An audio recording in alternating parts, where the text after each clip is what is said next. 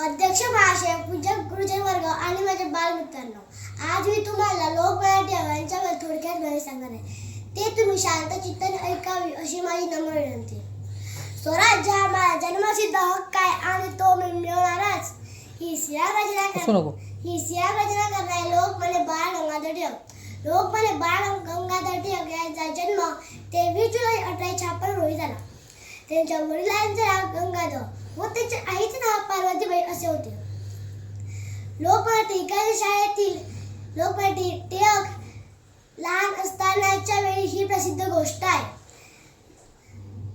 एकदा लोकमान्य टिळक शाळेतली मधली सुट्टी होती, तर काही मुलांनी भुईमुगाच्या शेंगा आणल्या. त्यांनी मित्रांसोबत वाटून खाल्ल्या, तर टिळकाने एकही शेंग खाल्ली नाही. तासाचे गुरुजी आले आणि म्हणाले, कोणी खाली शेंग? सगळी मुलं गप्प बसली. मग गुरुजीच म्हणाले की तुम्ही नाही सांगणार ना, मग मी तुम्हा सगळ्यांना आता शिक्षा करणार.